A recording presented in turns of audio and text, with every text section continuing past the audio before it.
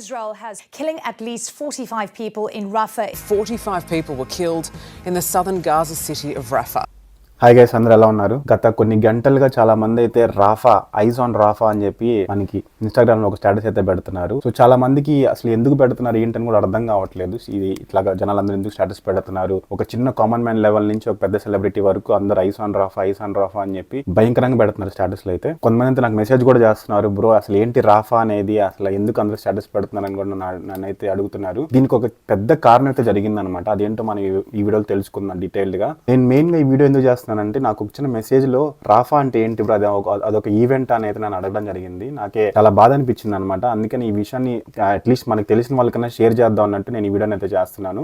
So గత కొద్ది కాలంగా మీలో చాలా మంది చూసే ఉంటారు, పాలస్తీన్ కి తర్వాత ఇజ్రాయెల్ కి మధ్యలో ఒక వార్ అయితే నడుస్తుంది. ఒకవేళ మీకు కానీ తెలియకపోతే చెప్తున్నాను. ఒక హమాజ్ అనే సంస్థ ఉందన్నమాట. ఇది ఒక పెద్ద తీవ్రవాద సంస్థ. వీళ్ళు ఏం చేశారంటే, లాస్ట్ ఇయర్ 3,000 మంది సైన్యంతో ఒక తీవ్రవాద సంస్థ హమాజ్ అనే సంస్థ వచ్చేసి ఇజ్రాయెల్ లోకి వెళ్ళి వాళ్ళు అక్కడ పండగ చేసుకుంటున్నప్పుడు వెళ్ళి అక్కడ దాడులు చేయడం జరిగిందనమాట. వాళ్ళని అయితే చంపేశారు. ఇజ్రాయెల్ ప్రజలను అయితే ఈ హమాజ్ అనే తీవ్రవాద సంస్థ చంపడం జరిగింది. దీనికి రివెంజ్ గా ఏం చేస్తుందంటే ఇజ్రాయెల్ గవర్నమెంట్, ఖచ్చితంగా మనం ఈ హమాజ్ అనే సంస్థని ఎట్లన్నా నిర్మూలించాలి అన్న ఇదితో ఒక వార్ అయితే స్టార్ట్ చేయడం జరిగింది అనమాట. ఈ వార్ అయితే ఎక్కడ స్టార్ట్ చేసిందంటే, వీళ్ళంతా ఒక గాజా అనే ఒక చిన్న స్ట్రిప్ లో ఉంటారు. అది మనకి ఇజ్రాయెల్ పక్కన ఈజిప్ట్ కి పైన అనమాట. ఒక చిన్న స్ట్రిప్ లా ఉంటుంది సముద్రం పక్కన. అక్కడ గాజా అనే ప్లేస్ నుంచి వాళ్ళు బాంబింగ్ అయితే స్టార్ట్ చేశారు ఇంతకు ముందు.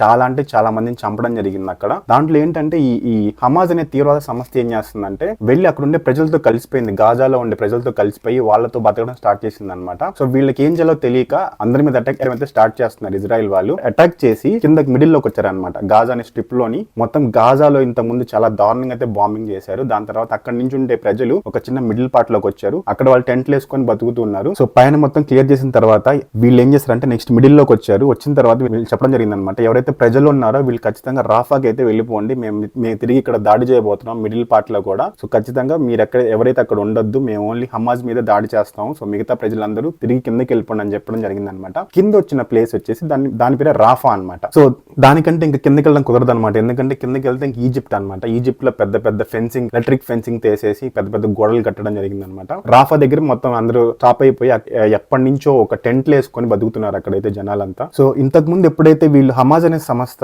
ఇజ్రాయెల్ మీద దాడి చేశారు, అప్పుడు చాలా మంది దేశాలు వీళ్ళకైతే సపోర్ట్ చేయడం జరిగింది అనమాట.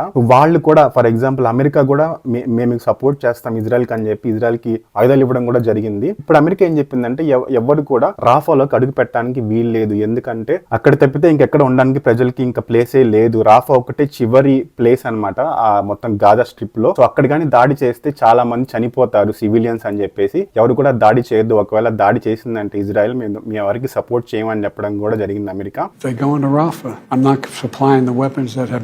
అయినప్పటికీ ఇజ్రాయెల్ వచ్చేసి చాలా దారుణంగా అయితే దాడులు చేయడం స్టార్ట్ చేసింది అక్కడ.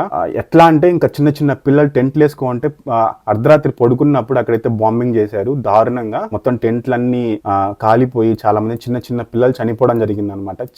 చాలా బాధాకరమైన విషయం. సో ఈ విషయాన్ని ఎట్లన్నా షేర్ చేయాలి జనాలందరికీ అని చెప్పేసి చిన్న కామన్ మ్యాన్ నుంచి పెద్ద సెలబ్రిటీల వరకు అందరు ఇన్స్టాగ్రామ్ అయితే పోస్ట్ పెట్టడం జరుగుతుంది అనమాట. ఎందుకంటే అందరూ ప్రపంచంలో ఉండే దేశాలన్నిటి చూపు వచ్చేసి మనకి రాఫా మీద ఉండాలి అని చెప్పి ఒక ఇదితో ఆల్ ఐజ్ ఆన్ రాఫా అని చెప్పి అందరూ స్టేటస్ అయితే పెడుతున్నారు. ఇది మెయిన్ ఉద్దేశం స్టేటస్ పెట్టడం వల్ల. చాలా మందికి ఇది తెలియక ఏంటో ఈవెంట్ అనో లేకపోతే రఫేల్ నడాల్ రిటైర్ అయిపోతున్నాడనో అని అనుకుంటున్నారు. కాదండి, ఇది చాలా బాధాకరమైన విషయం. అందరూ బాధపడాల్సిన విషయం. చిన్న పిల్లల్ని చంపుతున్నారు అక్కడ. సో మీరు కూడా ఖచ్చితంగా దీని అయితే షేర్ చేయండి. అట్లాగే ఎవరికైతే దీని గురించి తెలియదో, ఎవరు ఏమన్నా తెలుసుకోవాలనుకుంటున్నారు, ఖచ్చితంగా ఈ వీడియోని కూడా షేర్ చేయండి. మీకైతే ఒక ఐడియా అయితే వస్తుంది. సో ఎప్పటికన్నా ఈ యుద్ధం ఆగి అందరూ అక్కడ హ్యాపీగా ఉండాలని మనం కోరుకుందాం. జై హింద్.